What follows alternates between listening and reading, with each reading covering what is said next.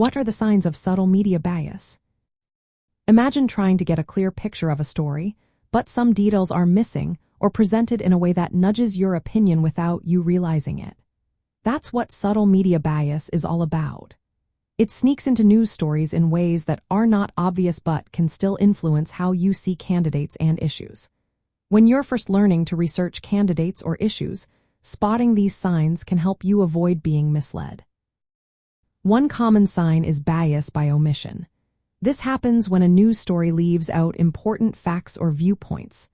For example, if a report talks about the problems caused by a candidate's policy but doesn't mention the benefits or opposing opinions, it can give a skewed view. Missing information makes it harder to see the full picture.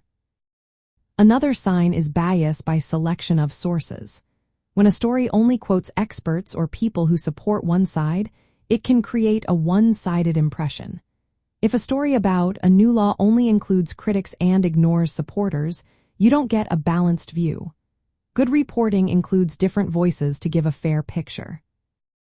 Bias by placement or layout is also common.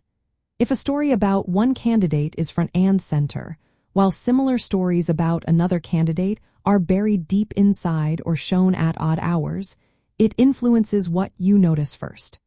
The order and prominence of stories can subtly sway your opinion. Bias by labeling involves the words used to describe candidates or issues. Calling someone radical or extreme without clear proof can unfairly shape your feelings. Conversely, positive words can boost a candidate unfairly. The language used matters a lot in how you perceive the story. Bias by spin or slant is when a story emphasizes certain facts or emotions to favor one side. For example, describing a candidate's emotional reaction as angry or disrespectful without context can influence how you feel about them. Sensational language can also make stories seem more dramatic than they really are. Bias by image selection is powerful too. Showing a flattering photo of one candidate and an unflattering one of another can create a perception about their character without any words at all. Visuals are often the first thing you notice and can shape your opinion. Neutrality bias occurs when media outlets try to appear unbiased but end up avoiding clear stances or missing key facts. This can leave you confused because you don't get enough information to make a decision. It's important to look for stories that give you a full view. Finally, demographic or cultural bias shows up when coverage favors certain groups or ignores others.